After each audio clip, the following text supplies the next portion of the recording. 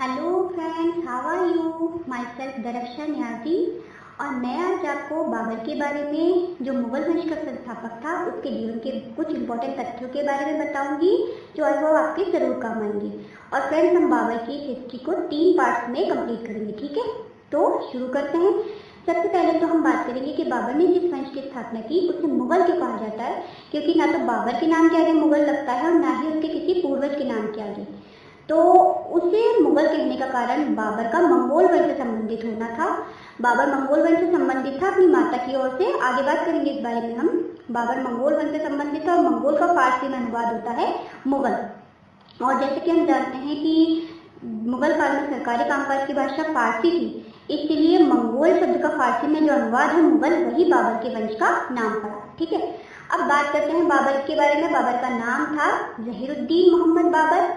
यहाँ एक बात और क्लियर कर दूं कि ये जो बाबर है, उसका बेटा हुमायूं, अकबर, ये सब नाम ना होकर एक टाइटल थे, एक उपाधि थी जो इन मुगल बादशाहों ने खुद धारण की थी या उन्हें उनकी योग्यताओं की वजह से मिली थी। जैसे बाबर का नाम किस तरह से बाबर पड़ा, ये बाबर के एक चचेरे भाई थे मोहम्मद हैदर। उन्होंने लिखा है कि बाबर जिस कबीले से संबंधित था, जिस तुर्की शाखा से संबंधित था, वो चुगताई थी, जिसके बारे में आगे चर्चा करेंगे। तो चुगताई लोग जो है इतने पढ़े लिखे नहीं थे उस समय, इसलिए उनसे जहीरुद्दीन का उच्चारण सही से नहीं हुआ, तो उन्होंने बाबर को बाबर कहना शुरू कर दिया। बाबर का शाब्दिक अर्थ होता है बड़ा शेर। तो बाबर बहुत शक्तिशाली था, बचपन से बहुत बहादुर, बहुत निडर था। तो उसकी इसी योग्यता को देखकर उन चुगताई लोगों ने बाबर को बाबर कहना शुरू कर दिया। उसी तरह से अकबर का मतलब होता है सबसे बड़ा, जहांगीर का मतलब विश्व विजेता और शाहजहां का मतलब पूरी दुनिया का राजा। तो ये सारे जो है नाम ना होकर एक टाइटल थे। तो बाबर का पूरा नाम क्या हुआ? जहीरुद्दीन मोहम्मद बाबर। और बाबर का जन्म कब हुआ था? 14 फरवरी 1483 को फरगना में। और ये फरगना आज कहाँ है? आज ये है मध्य एशिया के उज्बेकिस्तान में। ठीक है, अब बाबर के पिता का नाम था उमर शेख मिर्जा और ये अमीर तैमूर लंग के 5वें वंशज थे।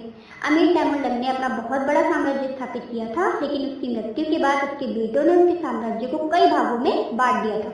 तो उसमें से एक शाखा जो है वो उज्बेकिस्तान तक भी गई थी और उसी शाखा का नाम क्या था? चुगताई, जिससे बाबर के पिता संबंधित थे। क्या नाम था बाबर के पिता का? उमर शेख मिर्जा।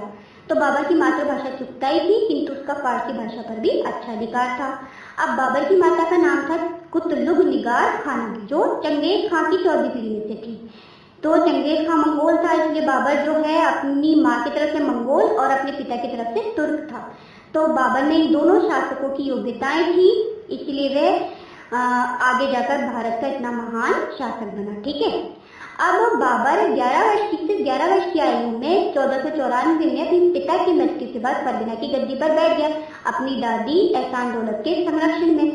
किंतु बाबर की अर्थव्यवस्था का लाभ उठाकर उसके जो चाचा है उससे उनका पैतृक साम्राज्य छीन लिया उसे।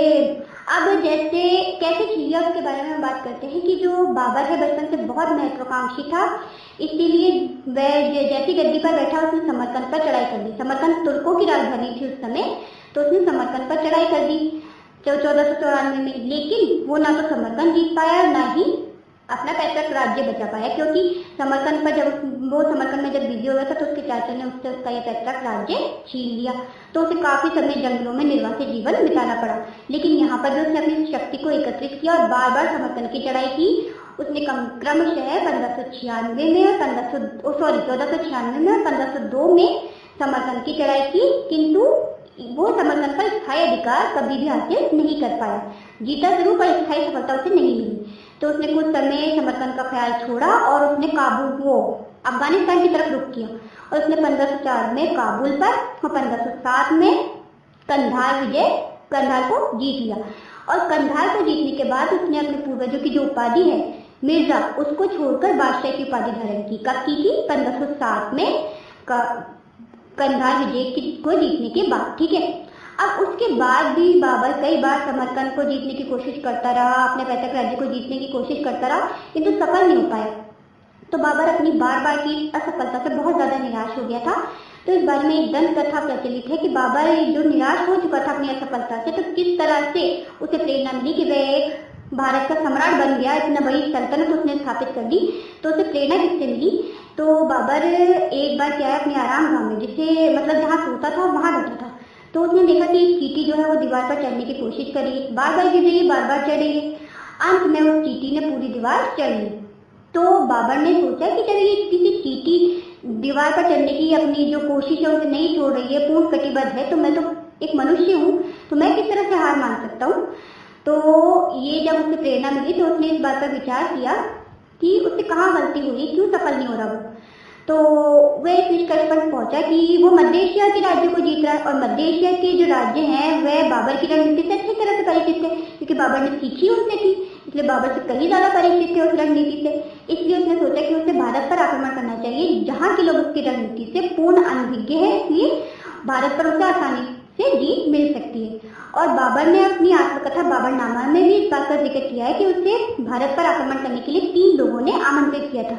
अब ये 3 लोग कौन थे और उन्होंने बाबर को भारत पर आक्रमण करने के लिए क्यों आमंत्रित किया था, और उस समय भारत की राजनीतिक स्थिति कैसी थी, इसके बारे में हम जानेंगे इसके नेक्स्ट पार्ट में। तो अब हम एक बार इसका रिकैप जान लेते हैं, जो हमने अभी तक जाना उसका रिकैप जान लेते हैं। तो सबसे पहले तो बाबर का पूरा नाम जहीरुद्दीन मोहम्मद बाबर, उसका जन्म 14 फरवरी 1483 को। पिता का नाम उमर शेख मिर्जा, माता का नाम कुतुब निगार खानम। राज्याभिषेक 1494 ईस्वी में, 1504 ईस्वी में काबुल विजय, और 1507 ईस्वी में कंधार विजय और बादशाह की उपाधि। ठीक है, अब इससे आज की वीडियो में हम बाबर की भारत विजय के बारे में जानेंगे। तब तक अपना बहुत सारा ध्यान रखिए friends. Have a nice day, take care, bye bye.